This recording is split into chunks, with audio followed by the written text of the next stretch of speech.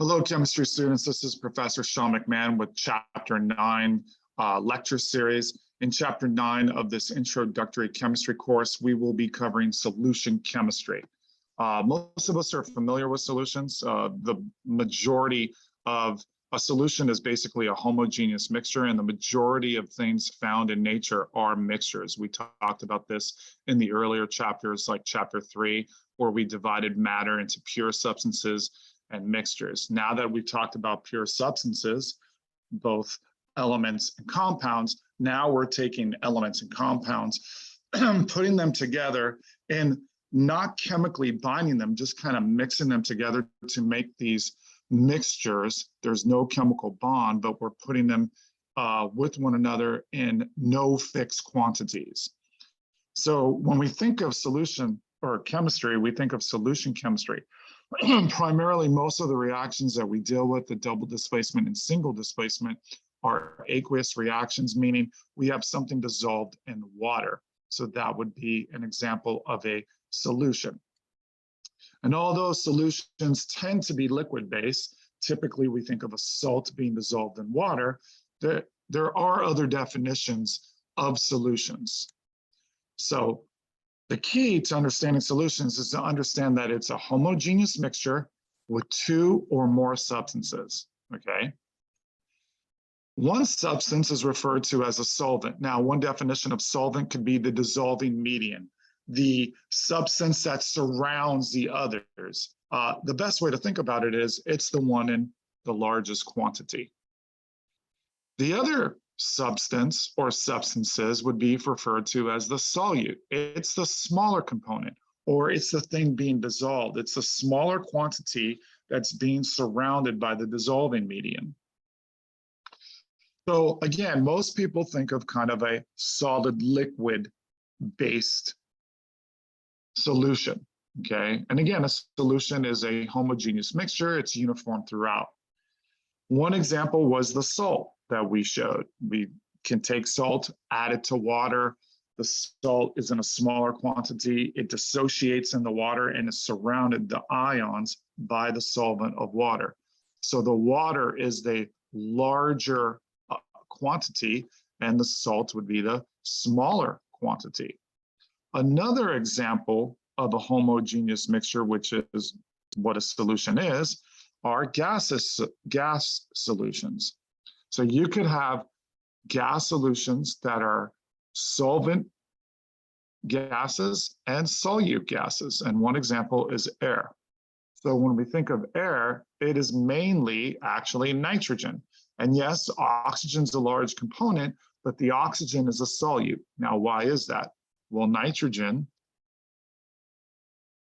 is about 79% in air.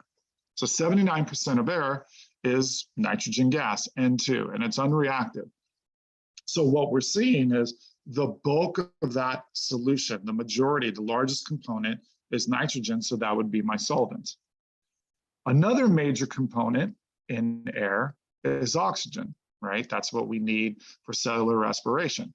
Well, that's roughly 19% of air, okay? So we see that it's a smaller quantity than the nitrogen, so therefore the oxygen is a solute.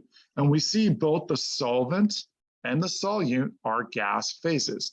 Now, this doesn't add up to 100% because there's other solute particles in smaller concentrations. So for example, you might have some water vapor, you might have some CO2, you might have some pollutants or argon in the air, and that would make up the remaining 2% inside of this solution of air.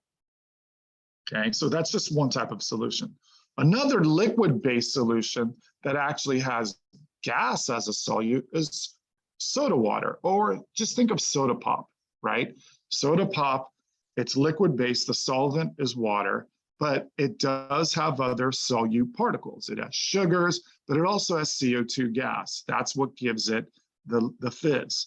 So the gas itself is in a smaller quantity, so therefore the gas is a solute, and the CO2 is your solute. We also have liquid solutions like an alcohol. So vodka, right? Vodka is what, 80 proof? So that basically means 40% of vodka is ethanol. The remaining percentage, the majority of it is water. There may be some trace amounts of flavoring and things like that, but for the most part, you have roughly 60% water. So the water is a larger quantity, and that's why the water is the solvent.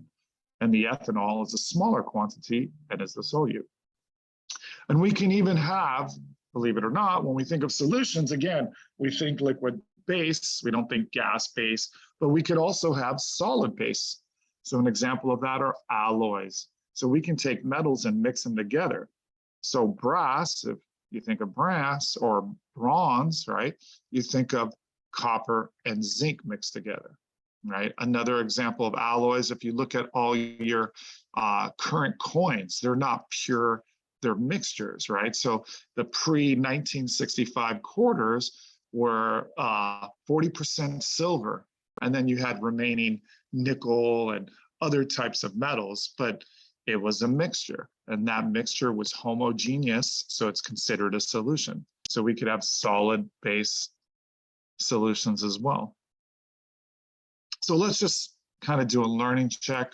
Here are some examples of different solutions. What we want you to do, or what I want you to do, is to identify the solutes in each example, okay?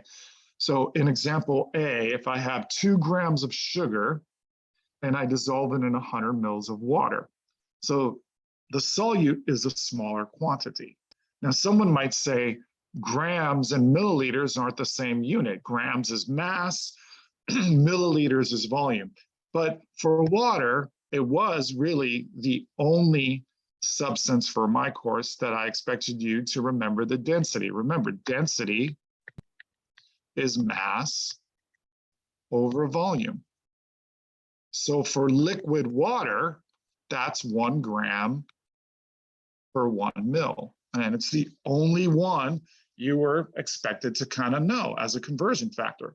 So if I have 100 mils of water and the density is 1 gram per mil, I have 100 grams of water. Now it's a lot easier for me to see, well, that makes sense. 2 is less than 100. So for solution A, the sugar, which dissolves in the water, would be the solute because it's a lesser quantity. So let's look at solution B. It's 60 mils of ethyl alcohol, which is basically ethanol, and 30 mils of methanol or methyl alcohol. So again, now the units are the same, milliliter and milliliter. So this is kind of a volume to volume solution, liquid to liquid base versus solid to liquid. Here I have a liquid to a liquid, but we can still see that 30 mils is less than 60. So for solution B, the methyl alcohol would be my smaller quantity in my solute. So I think you guys get the hang of it. So I'll go a little bit faster for C and D. If I look at 55 mils of water, which is basically 55 grams due to density, and 1.50 grams of sodium chloride, we can see that the sodium chloride is a smaller quantity and is my solute. When I look at air, again, I said it's roughly 19%, remember, and roughly 79% for nitrogen, right? So if I have 200 milliliters of oxygen and 800 milliliters of nitrogen, the oxygen would be the solute because it is my lesser quantity. So now that I know that, okay, solutions are basically homogeneous mixtures, homogeneous meaning uniform without one phase. You can't really see distinct phases. It's evenly distributed, and that the solvent is a larger quantity and the solute is a smaller quantity. We can talk about how we can form solutions when we're dissolving solids in water, because that is the most common type of solution in chemistry. So in order for a solute, like an ionic compound like sodium chloride, and we know this is ionic because we have a metal and a non-metal together. So that is an example of a binary ionic. We know that sodium is a +1 charge because it's a group 1 element, And we know chloride's -1 because it's a group 7A halide with a -1 charge. That's why their empirical formula, or their formula ratio, is 1:1. Well, when I throw salt in water, what has to happen is this solute to solute attraction has to be overcome by the solvent. And to do that, you have to have a solvent to solute attraction. This attraction, if we look at water, we have, oxygen and hydrogen. The oxygen to hydrogen bond is a polar bond, so I have a dipole. That dipole means the oxygen's more electronegative. It's pulling the electron towards itself in the bond, so it's partially negative and the hydrogens are partially positive. So what we have to see is the attraction between the partial negative charge in oxygen for the sodium ion and then the partial positive charge in the hydrogen of H2O strong enough of an attraction with the negative chloride ion to cause them to separate and dissociate into solution. And essentially, that's what your solubility rules were telling you, is if this would happen. So basically, when I'm dissolving a salt, this picture is kind of an example of what's going on. In a salt like sodium chloride, we understand that it's not really a molecule because it's an ionic compound. It is a repeating lattice structure. This formula ratio is just a ratio. It's 1 sodium ion per chloride ion. That's what it is, but it's not a molecule. That is a covalent compound where electrons are being shared and there's not a complete electron transfer like in an ionic compound. What happens when I throw a salt lattice structure into water, the water molecules essentially collide and they dislodge and separate the ions. And when they separate the ions, what they do is for the anions with the negative charges, all the partially positive hydrogens surround it. And that is essentially what solvation is. Solvation is when the solvent surrounds the solute. So all the partially positive hydrogens are surrounding the negatively charged anions. All the partially negative oxygens in water are surrounding the positive cations. So you create these little kind of spheres of solvent surrounding the solute.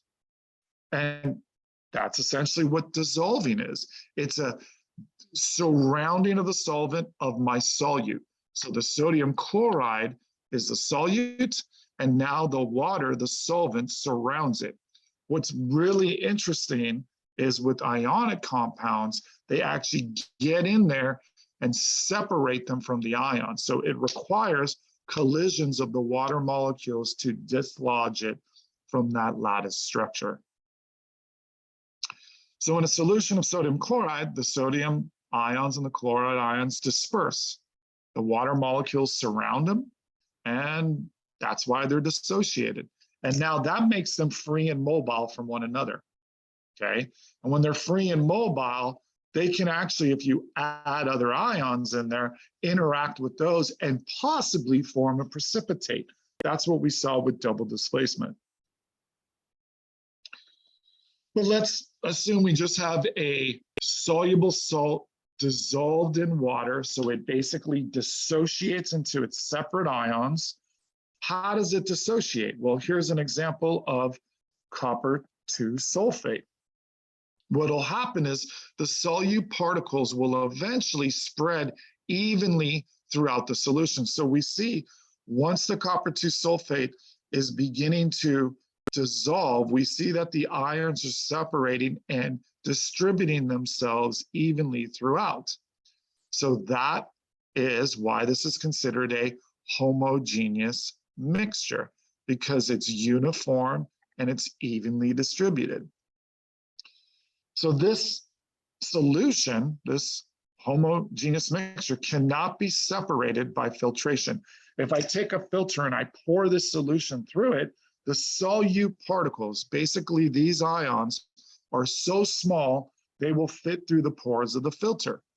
So one of the things we learned with mixtures is we can easily physically separate them. So an example, trail mix is a mixture. It's heterogeneous. It's not necessarily evenly distributed, but it is a mixture. Okay, it's heterogeneous. I can pick and physically remove the M&Ms. Okay, so that's one example. If I had a precipitate, right? So if I have a test tube with a precipitate, I can easily decant the solution, the supernatant on top, to separate this heterogeneous mixture. Well, if I have a homogeneous mixture with really small particles, I can't just pour it through a filter. So what can I do? Well, I can boil the water off and use evaporation. So I can separate it by boiling the water off, and the salt will remain. Okay, so that's one form of separation with homogeneous mixtures, evaporation or distillation. Okay, the key is if we actually look at these homogeneous mixtures, you can't see the individual solute particles, but sometimes the solute particles will reflect light in a certain way, or we will see a certain color. So in the example here of the copper 2 sulfate, the copper 2 ion separates from the sulfate ion, and the copper 2 ion is notorious for giving a cobalt blue color. So that's why this solution is blue. And they're trying to represent it with the blue ions here. Remember, the cation, the positive charge, is going to be surrounded by the oxygens, right? So the reason why they're surrounded by the oxygens is because the oxygen is partially negative and it's attracted to this positive charge. In my sulfate ion, which is an anion and negatively charged, the hydrogens are going to surround it because they're partially positive and they're surrounded by that negative. They're attracted to that negative charge. So the reason why people think of liquid-based solutions is because water is extremely abundant. And the most common solvent for mixtures is water. Okay, it's the most common solvent. And I've already talked a little bit about it being polar and having these polar bonds resulting in partially negative and partially positive charges. So because it's a polar molecule, it can form hydrogen bonds between the hydrogen atom and in one molecule.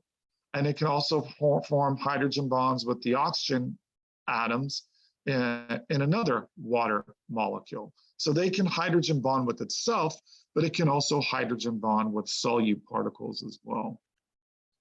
So the key for remembering whether or not something's going to dissolve, and when we say dissolve, that term solubility is thrown out a lot. That's typically for solids. If we're talking about solubility, that term's for solids and gases. Okay. If we're talking about liquids, we typically don't use the term solubility. If it's a liquid dissolving in water, we use the term miscible.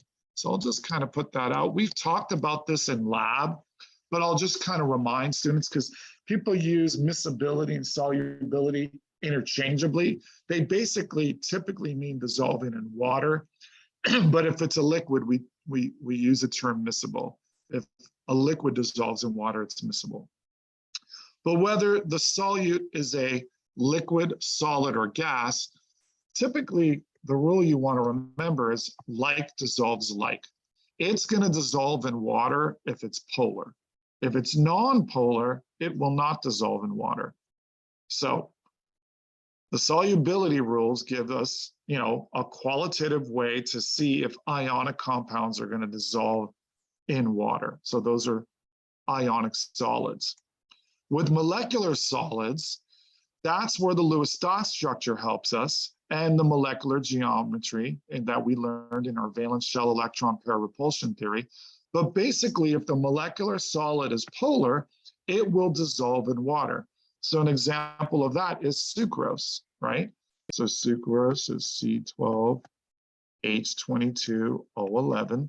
So we know that this is a molecular solid or a covalent compound because all of these are non metals. So non-metals, right, form molecules, molecular bonds or covalent bonds, and this particular molecule is polar. So because water is polar and sucrose is polar, like dissolves like, sucrose can dissolve in water. Now, it won't dissociate into ions, so it won't dissociate like sodium and chloride into ions because it's not an ionic compound, but it will still dissolve in water because it's polar. So what doesn't dissolve in water? By the way, this is why water is such an amazing solvent. It dissolves soluble ionic solids and polar compounds. So it doesn't matter if the compound's a solid or a liquid. If it's polar, it's going to dissolve in water. Okay, so table sugar. Non-polar solids like oil, just think of oil, vegetable oil. It floats on top of water. Why? Because oil is non-polar. It's a bunch of carbon-hydrogen bonds. And in my previous lecture, one of the things I emphasized was carbon-hydrogen bonds are non-polar. They're within that spectrum of non-polarity. So non-polar solids, because they're not like water, they're not polar, they won't dissolve, and instead they'll separate and they won't form a homogeneous solution, or homogeneous mixture, they'll form a heterogeneous mixture. That's where you'll have the two separate phases. So what are some examples of solutions that you kind of hear thrown out there, right? So a lot of times we hear electrolytes, right? Replace your electrolytes, drink Gatorade. So what exactly is an electrolytic solution? Well, there's actually three types. Strong electrolytes are solutions that separate to ions. So they make a large amount of ions dissolved in water. When there's a high ion concentration, these solutions can actually conduct electricity. So strong electrolytes give us a very large concentration of ions.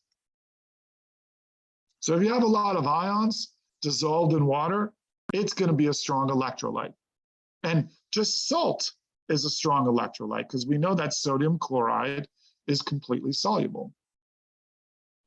Weak electrolytes, they're covalent compounds, and they, for the most part, don't break apart into ions.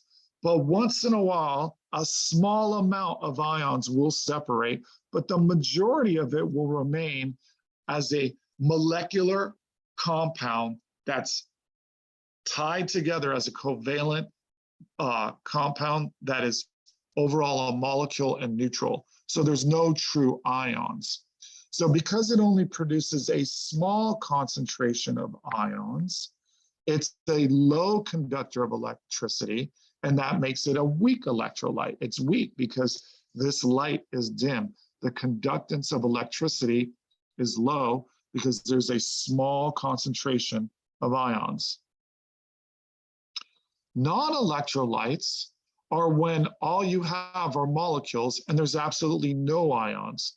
So non-electrolytes are when molecules are dissolved. So earlier I used the example of sucrose. Sucrose it dissolves into water, but it doesn't give you any ions at all. It doesn't break apart. So those covalent bonds don't break. So the reason why the covalent bonds break in hydrofluoric acid is it's a weak acid and we get partial dissociation of the hydrogen ions. That's what we learned acids do. They break apart and give us hydrogen ions in water. So the key, strong electrolytes, they break apart 100%. So basically, if I throw it in water, it's going to separate into ions, all of it. So they form, and we learned this again with double displacement and single displacement reactions. We used aqueous, which meant dissolved in water. And here's an example. If I take sodium chloride, I throw it in water, it separates the ions in solution. So that's a sodium chloride solution, okay? It doesn't stay together in that lattice structure. So remember, I had that earlier image with the ions getting dislodged and surrounded by the water molecules. Same thing with calcium bromide. If I throw calcium bromide as a salt into water, it will separate into its respective ions. The reason why there has to be 2 bromide is because the calcium's a 2+. Remember, that's what we learned with crisscross and why we have that subscript 2. We would actually use the charges and go, oh, okay, bromide's -1. We crisscross. That's why we have 2 bromides. But when I throw that in solution, it separates into the 3 parts, the 2 bromides and the 1 calcium. And it does that. Why? Well, it's a soluble salt, and it breaks apart 100% of the time because it's soluble into its respective ions and gets surrounded by the water. So where do we have weak electrolytes? So weak electrolytes, they dissolve as molecules for the most part. They don't really separate into ions, okay? But you might have a few ions dissociating. So what do I mean by that? They'll still give you the aqueous, okay? Because aqueous just means dissolved in water. But remember, I could have sucrose dissolved in water, and it gives me no ions. So it would still be aqueous in water, but there's no ions. So how is it that weak electrolytes do this? Well, one of the things you'll notice, and we'll be learning this in chapter 10, is it creates kind of this double arrow. So whenever you see double arrow, you have both sides of the equations. So this is something new to us because up to this point, everything's been an arrow pointing in one direction. So that's assuming that it only goes in one direction. But in actuality, with weak electrolytes, you have both sides present, okay?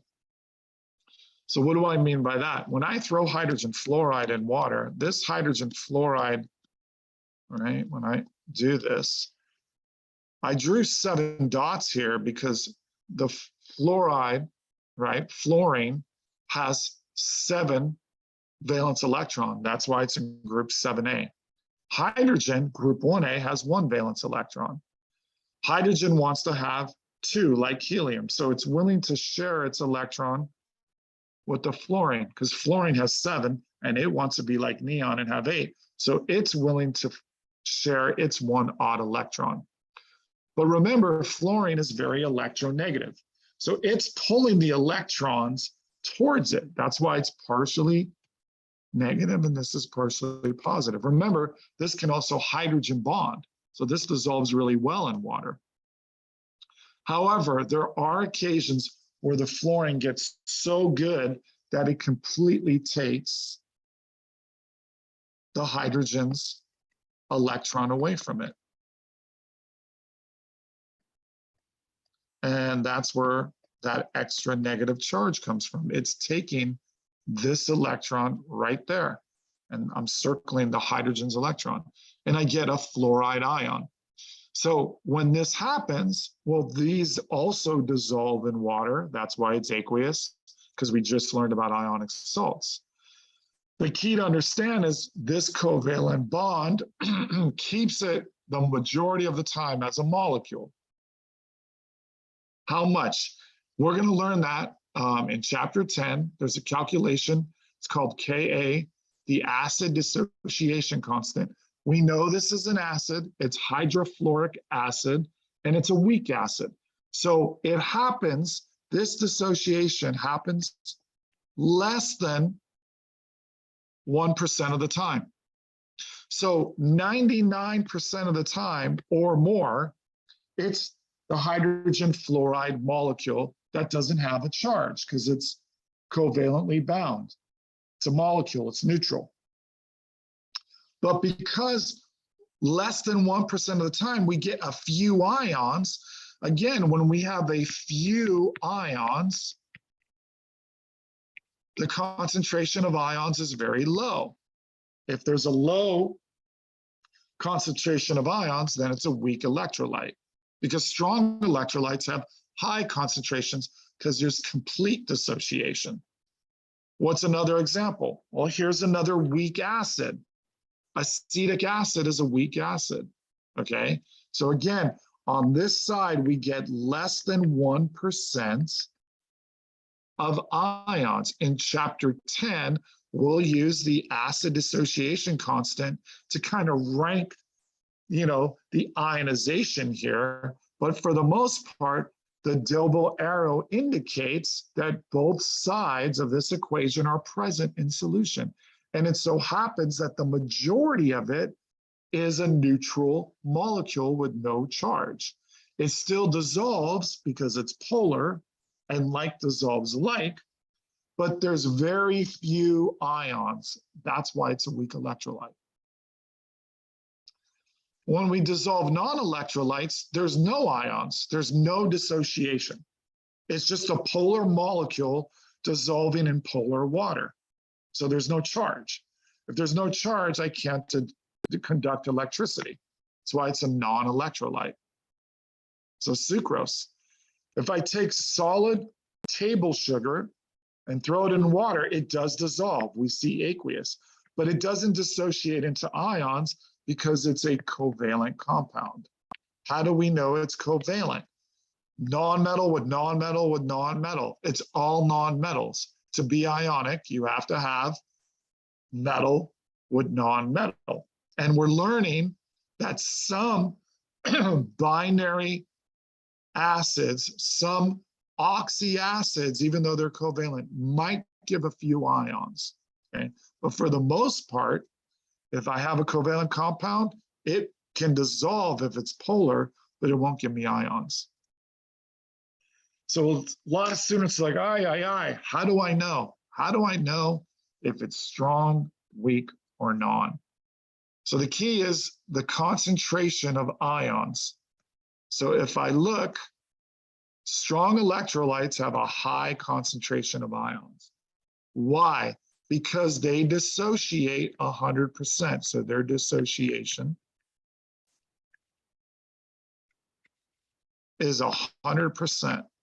That means they completely break apart. Who does that? Soluble ionic compounds. So how do I know that? Solubility rules. That's what your solubility rules were, right? So if you look at these, sodium, potassium, those are all group 1A. Group 1A compounds are soluble in water. If I look here, nitrates are soluble in water. So there were a bunch of rules. That's what my earlier videos were, the NAG, SAG, Castro-Vera PMS was. But if you're going to remember any of the two rules, it's going to be group 1A, and nitrates are always soluble. But now we notice some other substances. So here's a couple of bases, sodium hydroxide, potassium hydroxide. Well, those are strong bases. By definition, strong bases completely dissociate. That's why they're a strong base.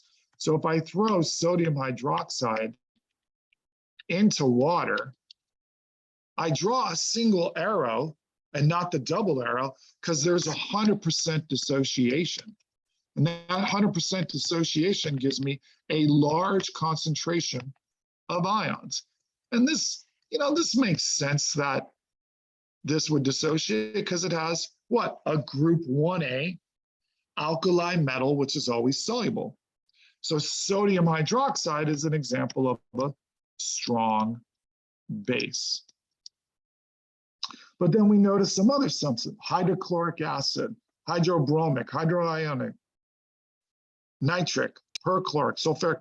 These are strong acids. We learned earlier too, if I throw hydrochloric acid in water, it dissociates 100%, and I get a large concentration of protons or hydrogen ions in chloride. Why does it dissociate 100%? Because it's a strong acid. So basically, strong electrolytes are strong acids, strong bases, and soluble salts. And we learned our solubility rule, so we should know that. Well, what about weak electrolytes? Well, they only partially dissociate. So the ion concentration, there's not a lot. The ion concentration is very low. So they conduct weakly. So what's an example of a weak electrolyte? Weak acids, weak bases. So weak acids and weak bases are weak electrolytes. Why? They only dissociate less than 1% of the time. Most of the time they stay as a covalent compound and don't break apart. So if I throw hydrofluoric acid in solution, and I don't always have to use hydrofluoric acid. I mean, I could use, let's do an easier one than that. I could use hydro or bromic acid. Okay, if I throw bromic acid, I got to do a double arrow because the majority of time it's a molecule and it's neutral. But once in a while, 1% or less, I'll get a hydrogen ion and bromate. That's why we learned the names of the five non-metal eights that I emphasized earlier. Chlorate, right? Sulfate, phosphate, carbonate, and nitrate. Well, bromate is a derivative of chlorate, right? It's got 3 because it's not on the 4, okay? But going back to this is a weak acid. So because it's a weak acid and it only gives about 1% dissociation, so it's incomplete, it's mostly neutral. So there's not a lot of ions. So it's a weak electrolyte. And then non-electrolytes, those are easy. Basically, they're organic compounds. So they have like carbon, hydrogen, and oxygen. So methanol, ethanol, sucrose, sometimes they'll have nitrogen, but urea, like proteins and things like that, have nitrogen and sulfur. But those don't break apart into ions at all. And those are non-electrolytes because they're always a neutral molecule. So students are like, oh man, that's a lot to remember. Here's the key. For strong electrolytes, it's basically your ionic solids that are soluble, which we've already covered in, earlier discussions when we talked about double displacement reactions. But the new little nuance now is strong acids and strong bases are strong electrolytes. And that's hard for students because they're like, but weak acids and weak bases are weak electrolytes. So you have a choice. You could try to memorize the thousands of weak acids and weak bases, because there are thousands, because all your carboxylic acids, organic carboxylic acids in your body are pretty much weak acids. All your amines in your body are pretty much weak organic bases. And there's, hundreds of those, thousands. So it's a lot easier. Just know the 6 strong acids and the 6 strong bases, and then the rest would be weak. So what are your 6 strong acids? 3 of them are binary: hydrochloric, hydrobromic, hydroiodic. Notice hydrofluoric is not one of the 6 strong. So this is a weak acid. So if this is a weak acid, this is also a weak electrolyte. The reason why it's a weak electrolyte, it doesn't dissociate 100% of the time. We have some oxyacids. Which ones? Perchloric, nitric, sulfuric. These are strong acids. So those are all strong electrolyte. Notice, carbonic acid isn't one of the 6 strong. So what does that mean? It's also a weak acid, which makes it a weak electrolyte. What about bases? I think personally the bases are easier. You can go to your periodic table, go to your group 1, right? And under hydrogen, you have lithium, sodium, potassium. Group 1A elements are soluble in water. So these dissociate 100% of the time. Lithium hydroxide, sodium hydroxide, potassium. Go 1 over to group 2A. So from potassium on a periodic table, go 1 over in group 2A. And now you have calcium hydroxide, strontium, and barium. And those are your others. So if you saw aluminum hydroxide, this is a base because it has the hydroxide. And it's soluble, so it's gonna dissolve in water, but it doesn't dissociate 100% of the time. It only dissociates partly. Why? It's a weak base. So being a weak base, it only gives a few ions and it's a weak electrolyte.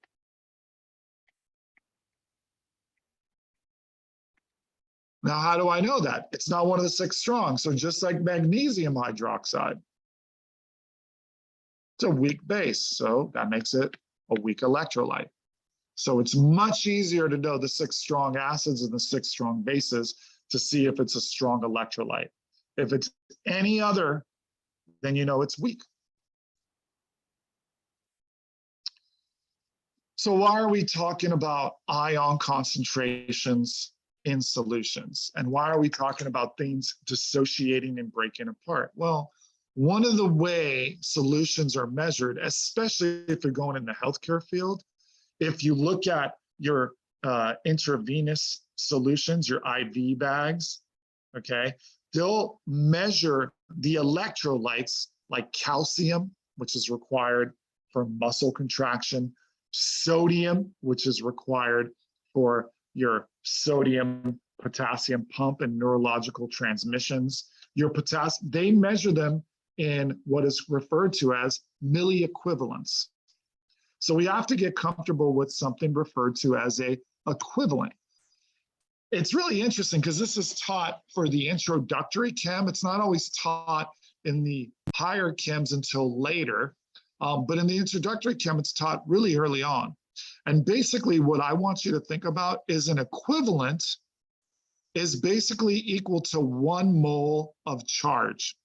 So if there's a mole of charge, I have 1 equivalent.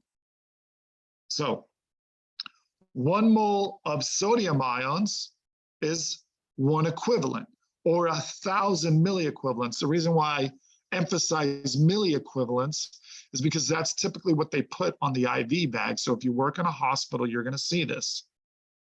1 mole of chloride ions is 1 equivalent. Why? There's 1 mole of charge. So if the ion is 2 plus or 2 minus, then 1 mole of it would give me 2 equivalents. So here's an example just to make it as easy as possible. Let's assume that I have 1 mole of these ions. How many equivalents would it be? Okay, 1 mole of sodium. Now someone might say, well, where would I just get sodium ions? Remember, if I put sodium chloride in solution and I have 1 mole of it, it's going to give me 1 mole of sodium and 1 mole of chloride. So it's actually given me 2 moles of ions because it separates, okay? So if I have 1 mole of sodium ions, I have 1 mole of charge, and 1 mole of charge is 1 equivalent. Well, what if I have 1 mole of calcium? Well, the calcium ion has a 2 plus charge. So 1 mole of calcium ions gives me 2 moles of a charge. So 2 moles of a charge is 2 equivalents. If I have 1 mole of iron 3, okay, so iron 3, that's required in hemoglobin, right? Iron 3 has a 3 plus charge. So 1 mole of a 3 plus charge ion gives me 3 moles of charge. If I have 3 moles of charge, I have 3 equivalents. And I'll use sulfate because it's a little trickier when there's a charge. Sulfate has a 2 negative charge. If I have 1 mole of sulfate, I have 2 moles of charge. I have 2 equivalents. Now, why is that important? We have some calculations involving equivalents, and we have to understand, hey, this is important. Why? Well, we just got done talking about electrolytes and ions dissolving in solution and seeing whether or not they can give us a high concentration of ions. Well, why? Electrolytes. So some typical electrolytes in blood plasma, sodium ions, 138 milliequivalents per liter. We see potassium, we see magnesium, calcium, we see chloride, we see bicarbonate, we see hydrogen phosphate, we see proteins, they have negative charges.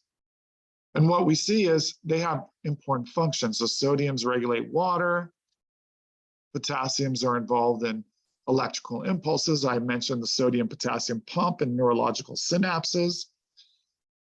And bicarbonate ions, we'll be learning later, are to help maintain blood pH. They're part of the buffer system in our blood. So we see that these electrolytes, again, electrolytes being ions dissolved in solution. Basically, electrolyte means we have ions in solution. That's why covalent compounds like sucrose were non-electrolytes, because they don't give us ions. So when someone goes, replace your electrolytes, they're basically saying, get some ions in your body, right? So electrolytes just means ions. Why? Well, we need these ions in our body to help us function. Without these ions, we're in trouble. So we have electrolytes, ions dissolved in solution. So why is that important? Well, if you just put a bunch of water in an IV bag into a patient, you're going to cause the cells to absorb all this water and lysis. They're basically going to burst. So you have to make sure that they have the proper ion concentration, so it's similar to that of blood, right? So one of the things we do is we do calculations for what is referred to ringer solution or IV solution, intravenous fluids. So in this example problem, we need 155 milliequivalents of chloride per liter in this solution. But we want to give a patient 1,250 milliliters. How many moles of chloride ions were given? Okay. So if you want to pause it, you can pause it and try to figure this out. Here's the key. I want moles of chloride. Now, someone might say, well, I have 2 numbers here. So this is what I want. So what am I given? Well, you're given 2 numbers, but one of these is what? A ratio. I want moles of chloride. That's not a ratio. So I'm not going to start with the ratio. I'm going to start with volume. I have 1,250 mils of my ringer solution. Okay. The ringer solution is really a ratio. There's 155 milliequivalents per 1 liter, and that's milliequivalents of chlorides. So what I can do is, because this concentration is in liters, I can go from mils to liters. How? The metric system. There's 1,000 mils in a liter. Okay. When I have liters, what will that give me? Well, that'll give me milliequivalents, because there's 155 in 1 liter. Uh-oh. What do I do with milliequivalents? Remember, an equivalent, 1 equivalent is equal to a mole of charge. So I can go from milliequivalents to equivalents, and then I can go to moles. So this takes a lot of our previous work in conversion factors and applies it. So what did I do? I want 1,250 mils of solution. I can convert mils to liters so that this unit cancels. Why did I want liters? The concentration of the solution is milliequivalents to liter. So now I can cancel out liters because in 1 liter, there's 155 milliequivalents of chloride. There's 1,000 milliequivalents in 1 equivalent. How do I know that? Again, the metric system. Milli requires 1,000 millennia, right? So I need 1,000 milliequivalents to get to equivalent, just like I need 1,000 milliliters to get to a liter. So milliequivalents of chloride are gone. And now from 1 equivalent of chloride, 1 equivalent of chloride is 1 mole. The reason why 1 equivalent is the charge is 1, right? If the charge was 2, there'd be 2 equivalents per mole, but the charge is 1. So there's 1 equivalent of chloride, 1 equivalent of charge per mole of it. And when I multiply that out, it tells me, well, there's 0.194 moles of chloride ions. Now I can go further. I can go from moles to grams, right? Because 1 mole of chloride ions is 35.45 grams. And I could just take this number and multiply it, but it was only asking for moles, okay? So that was a tricky one. There's 1, 2, 3, 4 conversion factors. Let's try another one. And you might want to pause and see if you can do this. And then as I read it, we work together, okay? So a laboratory test for a patient and indicates a blood calcium level of 6.4 milliequivalents per liter. How many moles of calcium are in 5 liters? So very similar, except for we're already starting with liters, so we don't have to convert milliliters to liter. I can go from liters using what? The 6.4 milliequivalents per liter to milliequivalents of calcium. And then I can go from what? Milliequivalents to equivalents of calcium.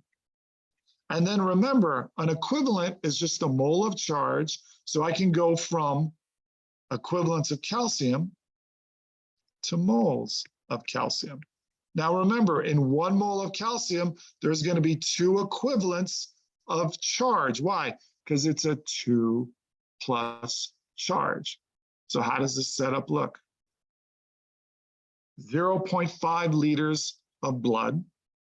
In 1 liter, there's 6.4 milliequivalents of calcium. I have it right here. Liters cancel. Milliequivalents, I want to get to equivalents because I know an equivalent is a mole of charge. So there's 1,000 milliequivalents for 1 equivalent of calcium. Now here's where it's tough.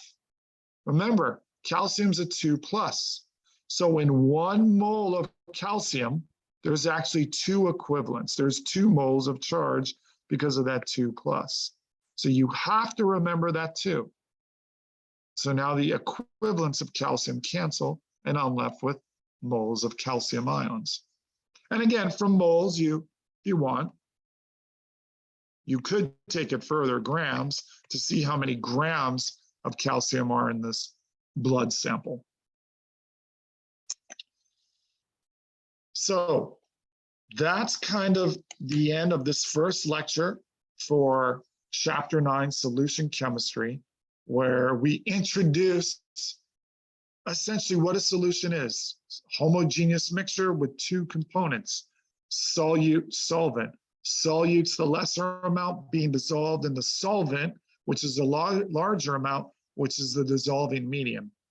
Then we talked primarily about, well, what are some examples of homogeneous solutions that are water-based that are important to our bodies?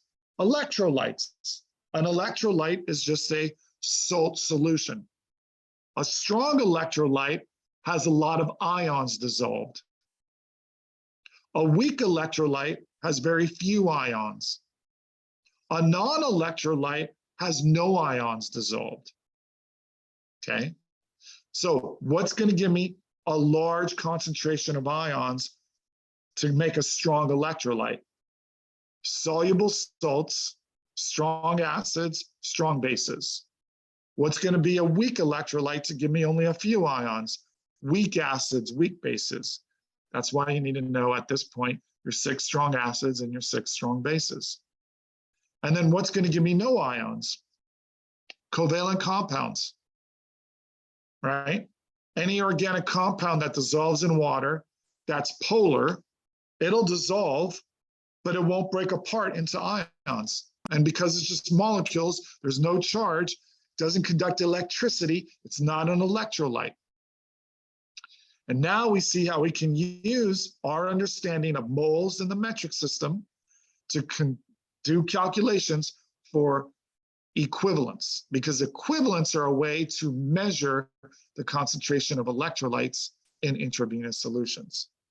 So for next lecture, I will revisit solubility to help you kind of remember what we did from chapter 7 in our solubility rules and apply it to measuring concentrations in other units. So instead of equivalents and milliequivalents, we'll talk about mass percent, mass to volume percent, volume to volume percent, molarity. We'll talk about other ways to measure the concentrations of homogeneous solutions that we interact with in chem. So thanks for your patience. I hope you enjoy the lecture, and I'll see you next time.